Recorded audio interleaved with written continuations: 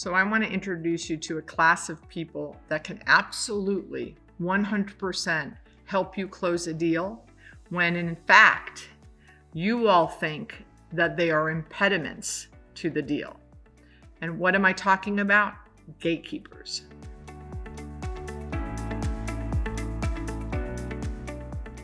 So gatekeepers have this terrible reputation that they're supposed to keep you out of the gate.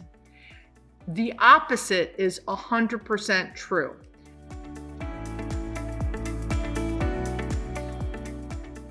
Josie is my assistant. She takes all the incoming calls from salespeople to me, the roofers, the electricians, the paving guys. When they're disrespectful to her and they treat her like a gatekeeper, I never even know they call.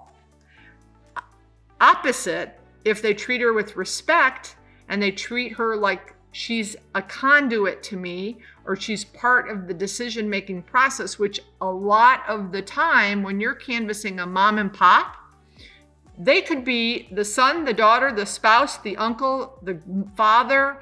They probably are on the team, and we are idiots when we walk in and go, "So is the owner here?" And we treat them like with such disrespect.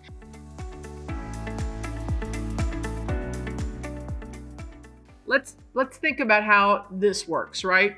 You're a leasing agent, you're a salesperson, you walk into a store and you say, "Hi, is the owner here?" So first of all, if the person you've approached is the owner, what do you think they're thinking? They're thinking that you don't think they're the owner, so they're not happy with you. If they are the owner, do you think they're going to tell you they're the owner when they clearly know you're a salesperson? No. So that's a lose-lose right there when you are actually speaking to the owner. Number two, you walk in and it's a gatekeeper.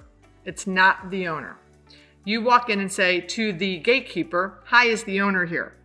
So they completely feel like a pile of dog poop, right? Because that's how you're treating them. How happy are they or willing to help you when you've just treated them like, "I know you're not the owner and I'm going to tell you I know you're not the owner." Terrible, lose-lose, right?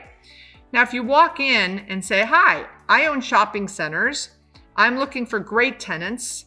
Are you interested in expanding?" If the guy's the owner, they're going to start engaging with you right away. If the guy's not the owner, they're going to say, "Oh, that's not me. Oh, I'm sorry." But now they feel like you thought that they were that person because you put your arrogance in your pocket and you didn't act like some bigwig talking down to a clerk. I'm telling you, if you ever canvass with me, I don't care if the person's 12, I'm going to act like they're the owner. They're probably the owner's son.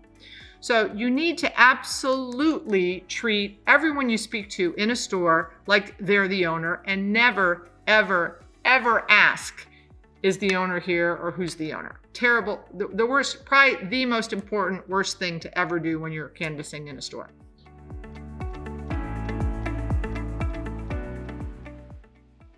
Recently, I was canvassing with a group of people and I had a very driven student.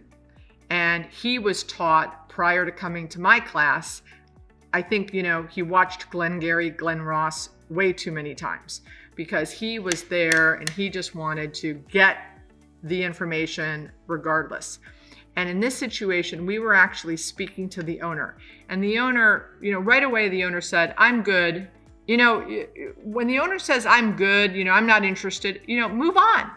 This is not about, well, this guy kept it up and kept it up and kept it up and kept asking questions to the point where the guy practically almost threw us out of the store. It was so embarrassing. I was literally trying to kick him, put my foot to his heel, okay, it's time to go. And when we walked out, I said, "How'd you feel in there?" He goes, "It was terrible." I go, "Well, why'd you keep doing it?" He goes, "Well, I was taught that you just, maybe I could change their mind." You can't change their mind. You're not going to change their mind if you're bludgeoning them, for sure. Now, maybe you go in and he goes, "I'm good." Okay, no problem. And then you follow up 3 or 4 months later if it's a use you want. And if there's something that's going on that you think that they might be interested. I'm not saying give up on the guy. My rule of thumb is 5 no's before you give up. But that guy could never walk into that store again, because the owner will remember him because he was just ruthless, arrogant. It was terrible. So if the person says no thank you, then say thank you for your time. Do you mind if I leave a flyer? You may know someone that might be interested, or and sometimes maybe you can get some dialogue. But this guy was going on and on and on. It was so uncomfortable for all of us that were in the situation. Don't do that.